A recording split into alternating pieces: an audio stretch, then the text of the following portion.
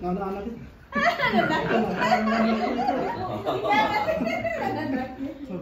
Yay! Sister White na yan. You're all welcome. You're all welcome. Sabi ko na. Sorry kasi sa akin. Sige lang. To make the story short. Yes. Story short. Magandang umaga po Morning. lahat mga kapatid. Amen. Nandito naman po ako. Salamat naman sa Panginoon at nakikita-kita ulit tayo. Amen. Thank you so much, Lord, na binigyan niya pa rin ako ng lakas, ng loob. At salamat din sa aking buhay na maging good health pa rin ako. Ito yung aking, i-share ko lang po yung aking nangyari sa buong linggo. So, in the beginning, yung una kong company, ano ba yun, yung lagi akong ng amo ko, sinisigawan, tapos yung lagi niya akong binubuli, tapos yung niya ako, yung ina-underestimate niya ako yung trabaho ko, parang hindi niya binavalue yung aking yung trabaho. Lagi niya akong dadala ako ng aking laptop sa bahay, nag-ano pa rin ako, nagtatrabaho kahit madaling araw. Alas 3, gising pa ako. So, hindi niya pa rin nababalyo yung aking trabaho. Tapos, pagdating ng work ko, lagi ako may mali. So, the time na malapit na yung aking contract na matapos, month of October, kasi dyan, December matatapos yung contract ko, naggawa sila ng paraan na ilipat ako sa ibang may branch. Bali, main branch yun. Bali, hindi ko akalain na na ilipat ako doon. Tapos gusto ka pala ako i-terminate ng amo ko. Tatanggalin niya ako sa kanyang department. So then, napunta ako doon. Ginawa ako ng ng contract as an outsource staff. So, ginawa ako ng PO, ginawa ako ng contract, ganun. Wala akong alam-alam. So, no any discussion, any information, notification. So then, parang binita nila ako kasi hindi ayaw na nila sa akin. Wala kasing alam na mga department kung sinong tatanggap sa akin. Hindi nagkuhan ako ng 6 months. Trabaho ako doon, 6 months. Natanggap naman ako ng pinaka-main office. So then, kasi alam na nila na matapos niya ang kontra ko, tatanggalin na nila ako. So, ganun. Pag after 6 months, natapos na ako doon, bumalik na ako sa main office. So, nag-aalangan ako na kung ano naman ang magiging trabaho ko kasi hindi na ako ni-renew doon. Pagdating ko sa main office, pinabalik na ako, hindi ko na alam kung sino ang amo ko dito. Diba? Wala akong amo. Kasi kung nakatungangan ako, wala akong trabaho 2 days. Sabi ko na, pipilitan ako na parang hindi na maganda yung nila sa akin. Kasi doon, tapos kung saan nila ako ng mga trabaho, yun na-encounter ko, na-share ko na nakaraan kay pastor na sinigawan nga ako ng assistant manager na gano'n. Kasi hindi ko kasi alam yung trabaho ng department na yun. Tsaka, nag-argue kami. So, pero yung patience ko, nandiyan pa rin kay Lord na na kahit na niya ako, sinisigawan, nagpakumbaba pa rin ako. So then, after that, napilitan akong, sabi ko ano kayang gagawin ko? Mag-a-apply na lang kaya ako. Hindi nag-apply ako, kahit may bayad. Nagbayad ako sa within ma-deploy yung aking mga CVs, So then, I'm not expected talaga na may tumawag sa akin. So many companies na tumawag sa akin, pero hindi ko pinipilian na confirm ko talaga yung interview kasi context sa aking schedule. So may isa talaga akong napili na parang ganda sa loob ko talaga. Sabi ko, ano ba ito? Sabi ko, may tumatawag sa akin, kanina pa.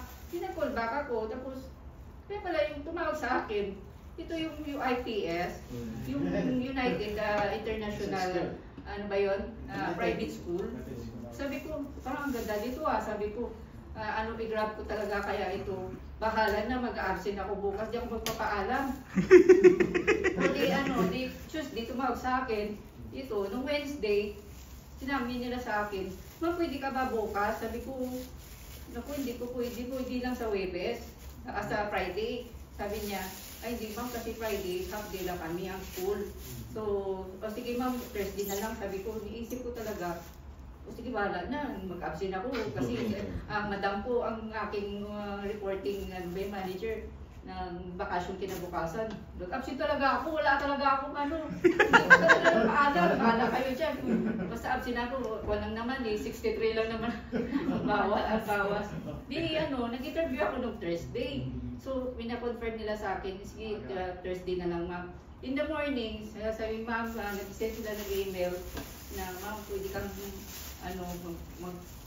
darating dito before 8 o'clock. So, 8 o'clock, tinatid niya ako kasi napaka kung paano magsakay papunta doon sa Algo 6 ba yun? Moise na. Ang layo pa naman noon, ng mga industrial school ba yun? Tinatid niya ako every early morning, mga 6 o'clock, umalis na kami. Aga-aga ko pa doon. Talagang, sabi ko, parang na-excite ba ako? Na-excite ako. Amakin mo yung bus doon, pagpasok ko, sinutusan niya, pasok ka na doon. Ipapasok ko doon. Sabi ng inarangan ako ng isang kabayan kasi ang mga bus pala doon pala yung yung labasan. Sabi, ma'am, huwag ka dito kasi bus dito. Sabi, doon ka sa. Sabi ko, umalis na siya. Yung umalis na siya, nung pag-atid niya sa akin, ma'am, doon ka sa kabilang gate. Pumunta ako sa kabilang gate, tapos ang init-init, wala akong mapunta kasi yung school kasi walang mga waiting area sa labas. Buti lang man, sabi ko, Lord, bigyan mo naman ako ng gusto lang maghintay kasi 8 o'clock pa yung open ng gate kasi mga estudyante lahat pinapapasok. Pagkatapos, buti lang may nakita ako, Wassel Building ba yun? Yung Wassel Building, may nakita ako sa babae nakaupo. Tumatawag ako sa kanya, sabi ko, balik ka muna dito kasi wala akong di pag nakatawid ako, nakaupo ako doon.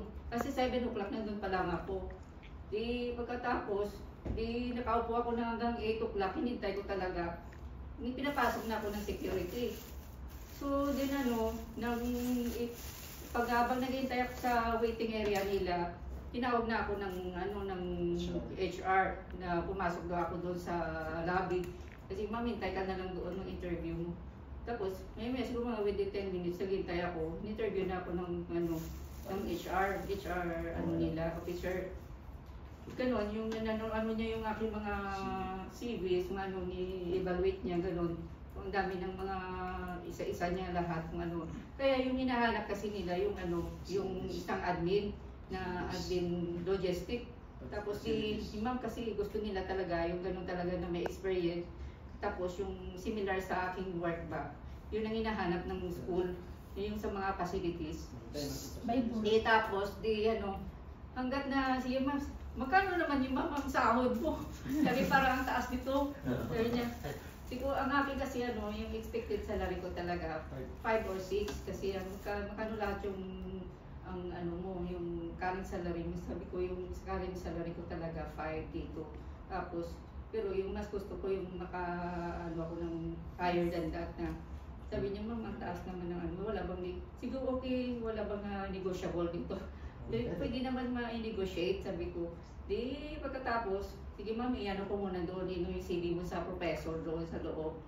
Naku, i-explain niya doon yung ma'am, ibigay kita ng tips, sabi niya, bago kita ipasok doon sa professor. Ganito mga kasagot mo, kailangan maging malakas yung yung boses mo, tsaka maging strong ka, sabi niya sa akin, kasi intimidate niya daw ako. So, sabi ko, naman ako, sabi ko, nakakatakot naman pala. Di papasok doon sa, sa professor room nila. Good morning ako, pero medyo siya, yung yung girly ba siya, waist. Sabi niya, sabi niya, ganitong trabaho mo, mag-manage ka na lang manage ka dito ng facilities kasi kailangan namin. Pero yung you have 300 staff employees. But we are only here for 150. But hindi ka naman mahirapan, 150. We have 25 nannies, we have 30 staff. But you have, I believe that you are 300 employees you're handling in the operation.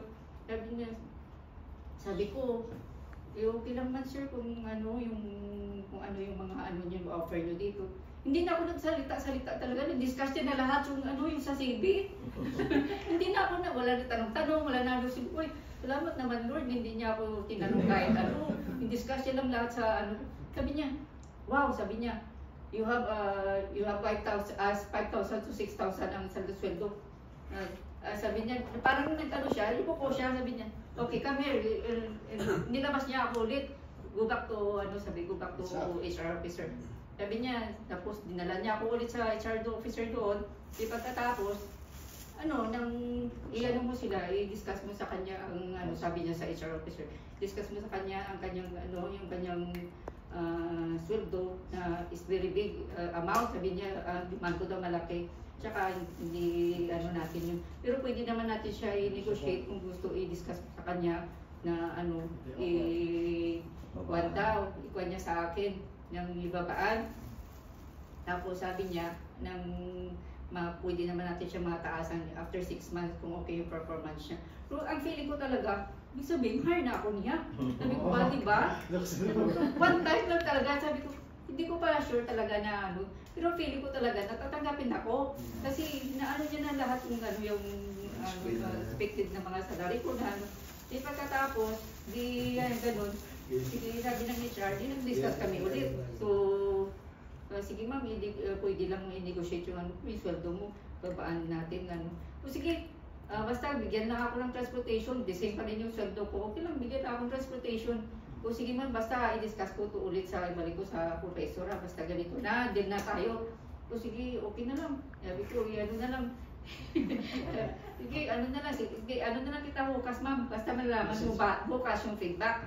Pagkatapos yung feedback, tinabukasan, Friday na. Antay ako in the morning, pagka morning, mga 11 o'clock, bakit hindi pa tumatawag yung HR? Ano ba talaga? Sabi ko, tatagapin talaga. Nagmamadali. Ako talaga yung tumawag.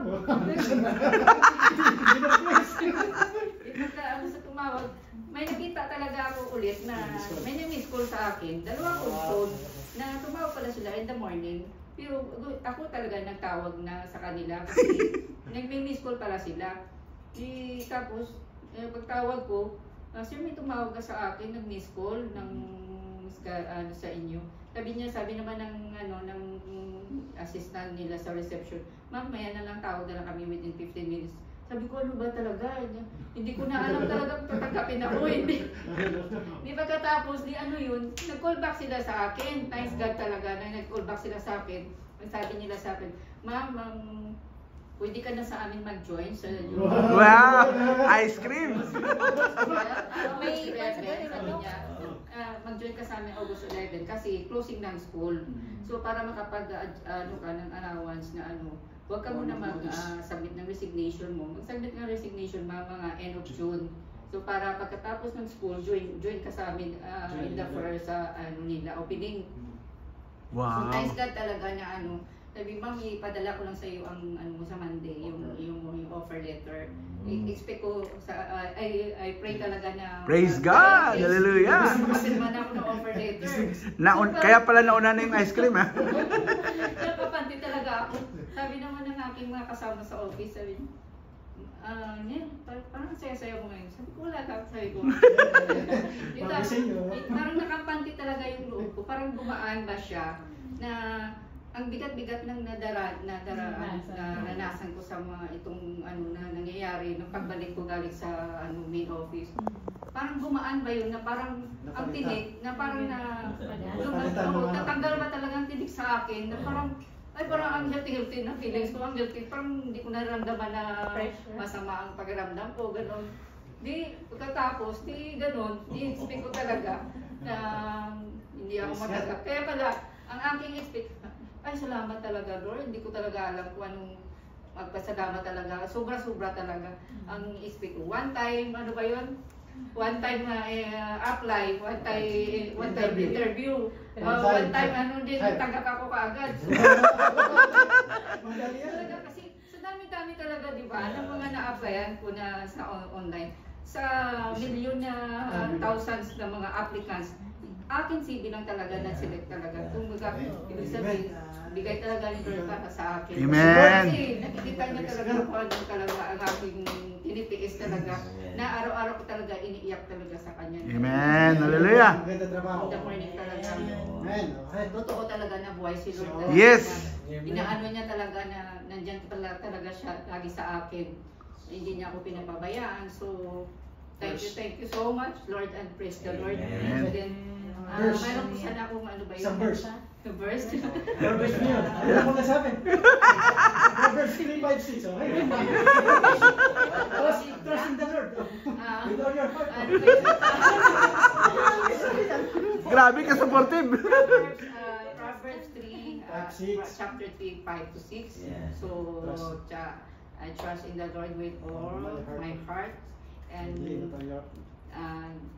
do not lean in all my own understanding, and I acknowledge Him, and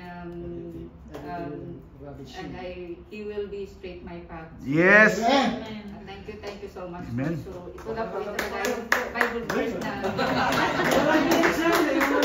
aking na-share na tama talaga. Maraming salamat po.